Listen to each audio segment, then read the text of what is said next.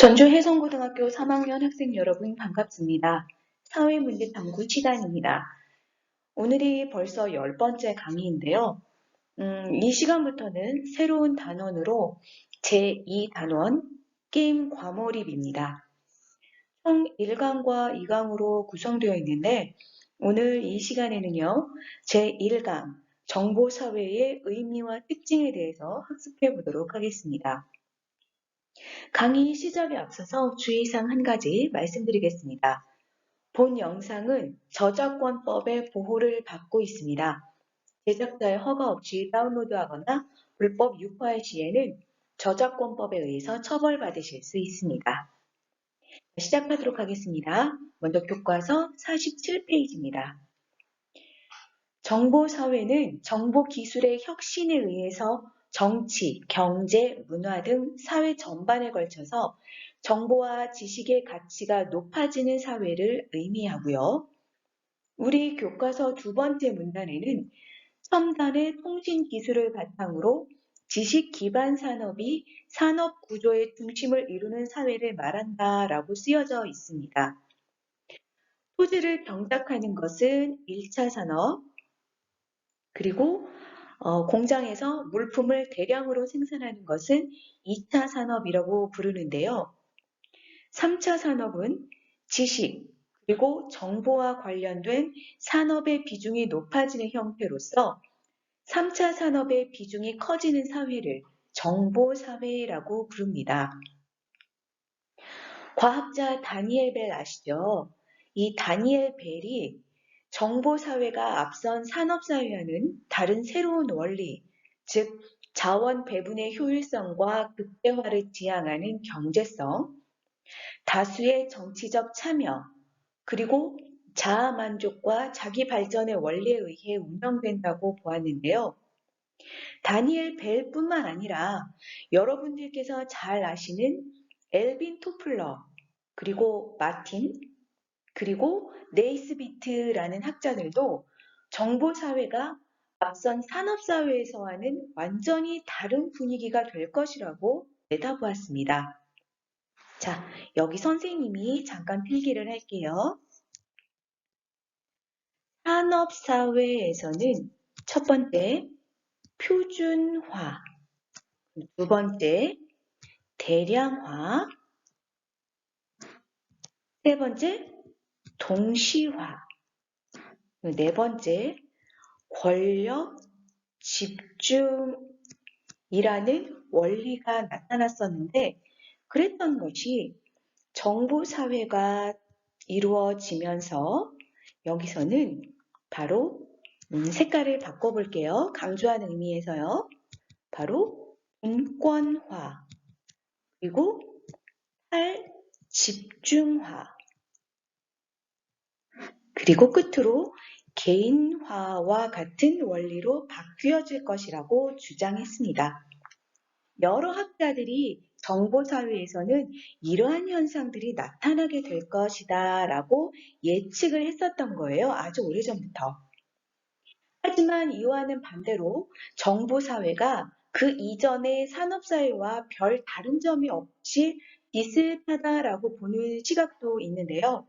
이것은 정보사회가 자본주의 질서를 영속화하고 공고화하는 데 이바지하기 때문이라고 보기 때문입니다. 이러한 정보사회가 형성된 배경은요. 첫 번째, 정보통신기술의 발전을 우선적으로 꼽을 수 있겠고요. 기술의 발전이죠.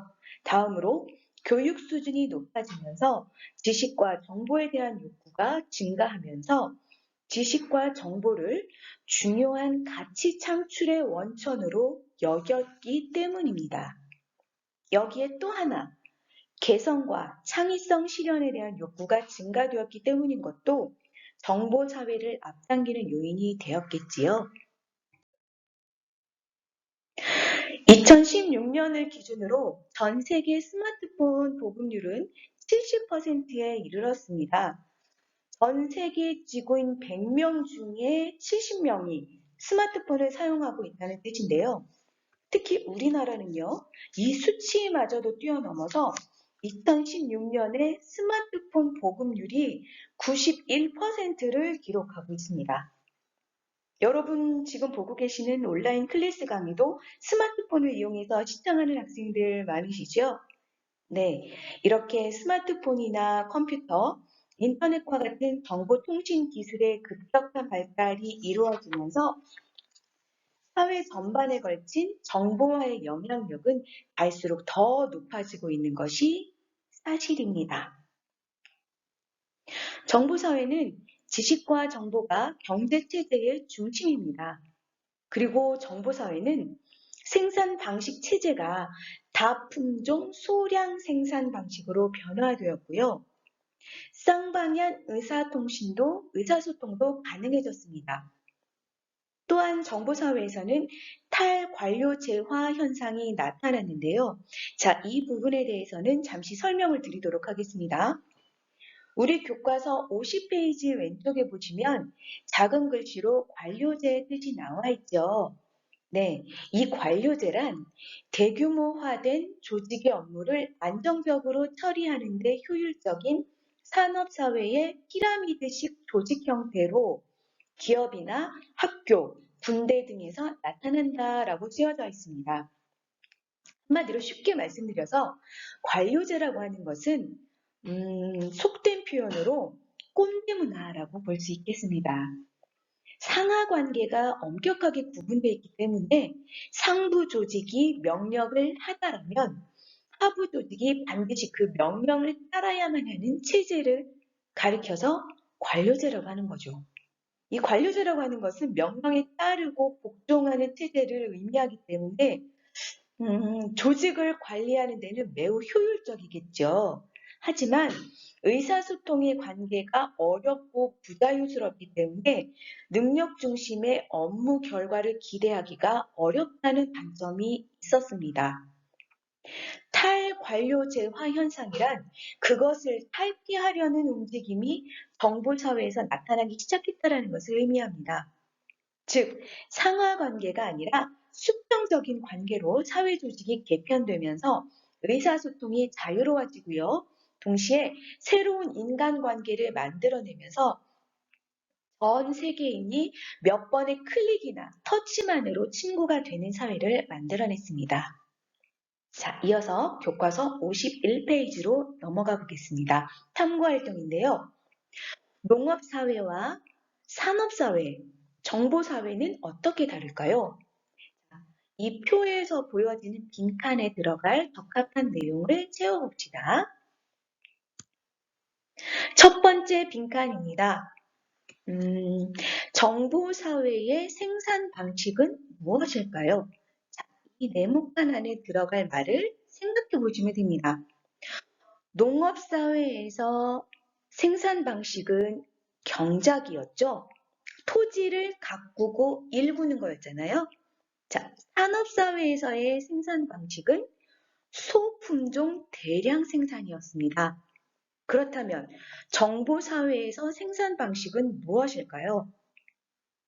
네, 앞에서도 말씀드렸다시피 다품종 소량 생산이라고 말씀드렸죠. 네, 그리고 두 번째 빈칸 내려가 보도록 하겠습니다. 여기 빈칸입니다. 농업사회에서의 부가가치의 창출 수단은 무엇일까요? 네, 맞습니다. 당연하죠. 토지와 노동력이지요. 땅을 일궈야 하기 때문에 그렇습니다.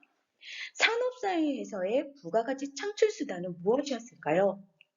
네, 공장을 가동시키거나 기계를 움직일 수 있는 자본이었겠지요. 그렇다면 정보사회에서 부가가치 창출 수단은 무엇일까요? 네, 바로 정보입니다.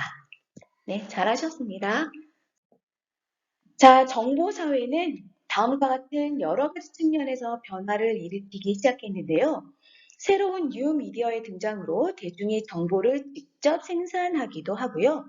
온라인을 통한 소비에 적극적으로 참여하게 되었습니다. 다양한 정보가 공유되다 보니까 이 가운데 개성이 존중되는 사회 풍토가 형성되기도 했습니다. 앞서서 학습하였듯이 다품종 소량 생산이라는 방식이 확산되기 시작했고요. 정보 관련 산업이 발달하는 양상을 보여주었습니다. 정보 사회는 경제 활동에 있어서도 다양한 변화를 가져왔는데요. 온라인을 통한 재택근무, 쇼핑, 학습이 가능하게 되었고요.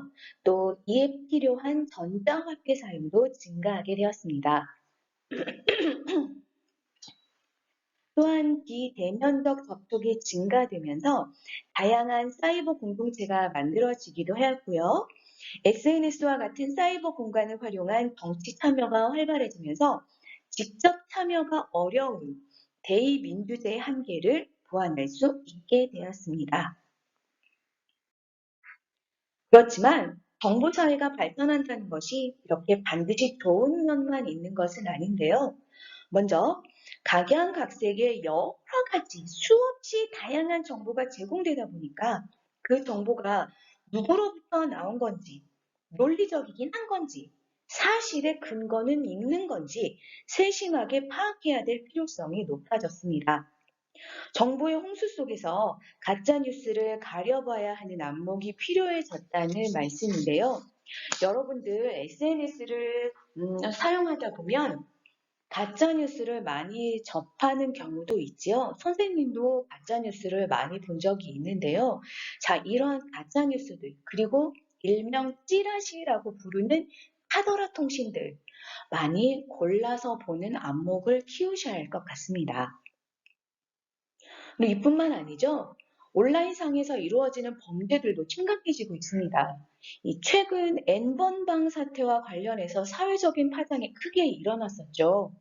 물론 운영자가 잡히긴 했습니다만 이 같은 사이버 범죄를 예방하고 처벌하는 제도가 마련되어야 할 것이고요. 또 여러분 스스로도 피해자가 되지 않도록 주의를 기울이실 필요가 있겠습니다. 자, 다음으로는 정보 격차를 들 수 있겠습니다. 이 정보 격차라고 하는 것은 새로운 정보와 기술에 접근할 수 있는 능력을 가진 자와 그 능력을 가지지 못한 자 사이에 경제적이거나 사회적인 격차가 발생하는 현상을 말하는데요. 풀어서 말씀드리자면 정보기기나 데이터 등을 구매할 수 있는 경제적인 능력이 있는 사람과 혹은 그러한 것들을 구매할 수 없는 사람, 그리고 또 정보를 활용할 수 있는 능력이 풍부한 사람과 부족한 사람, 혹은 정보 기기를 잘 활용하거나 혹은 데이터를 제대로 활용할 수 있는 젊은 층과 혹은 그 반대의 노령계층, 매체나 온라인 활용이 부족한 계층들은 정보에 접근이 어렵기 때문에 이것이 곧 소득이나 부의 격차로 이어질 수 있습니다. 정보사회에서는요, 이 같은 다양한 문제들을 해결해 나가기 위해서 법적, 제도적 장치를 마련하거나 혹은 기술적 측면의 보완책을 마련하고 있고요. 또 학교 현장에서는 여러분이 지금 배우고 있는 것처럼 이렇게 정보통신 윤리를 교육하는 것이 바람직할 것 같습니다. 올바른 정보 문화를 창출하기 위한 노력은 매우 중요합니다. 앞서서 말씀드렸다시피 정보 제공하는 주체와 그 근거 등을 세심하게 파악하시는 것이 중요하고요. 그리고 사이버 범죄에 대한 제도를 마련해 두고 또한 정보 인프라 역시 확대할 필요가 있습니다. 이 밖에도 정보를 통제하거나 감시하거나 또는 인간성이 소외되는 문제에 대해서는 깊이 성찰해 볼 필요가 있습니다.